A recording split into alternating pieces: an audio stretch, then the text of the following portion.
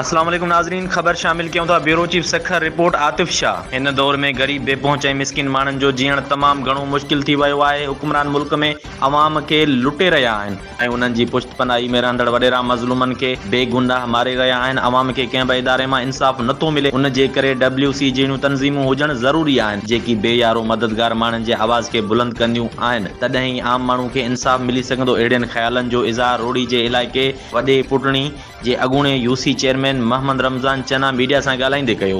हिन वधीक चयो त अवाम मुख़्तलिफ़ पार्टियुनि ऐं तंज़ीमनि NGOs ऐं सरदारी निज़ाम खां बेज़ार थी वई आहे। उन जे लाइ ग़रीबनि मज़लूमनि खे किथे बि इंसाफ़ न पियो मिले। मोहम्मद रमज़ान चना वधीक ॻाल्हाईंदे चयो त परेशान हाल अवाम जी मदद जे लाइ WC हिकु बहितरीन प्लेटफॉर्म आहे ऐं मुआशिरे जे हर तबिके जे माण्हुनि जी नुमाइंदगी मौजूदु आहे, जंहिंमें सहाफ़ी, वकील, सिविल सोसाइटी, सोशल वर्कर, अदीब, लेखक शामिल आहिनि। मरकज़ी क़यादत में शौकत नूनारी जहिड़ो बाकिरदार इंसान दोस्त आहे। हिन वधीक चयो त शौकत नूनारी मज़लूम मन जी सदाईं मदद जे लाइ मुसलसिल तयारु हूंदो आहे ऐं खेनि जदोजहद खे जारी रखंदे मज़लूमनि जो साथारी रहंदो आहे। WC सभिनी पार्टियुनि ऐं तंज़ीमनि खां अलॻि आहे ऐं हुन में सभु बराबरि आहिनि। हिन तंज़ीम में पंहिंजी वाखाण करण बजाए आम माण्हू खे इज़त ॾिनी वञे थी। बिना कंहिं रंग नसुल फ़र्क़ जे सचाई ऐं नेकनियत जे बुनियाद ते माण्हुनि खे तंज़ीम में शामिल कयो वञे थो।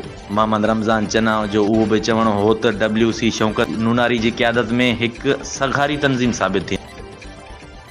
प्लेटफॉर्म हले थी पई जेका तंज़ीम सही आहे। ऑलरेडी पूरे पाकिस्तान में सोशल माण्हू खे इहो थो चाहे त कंहिं ग़रीब जी मज़लूम जी मदद।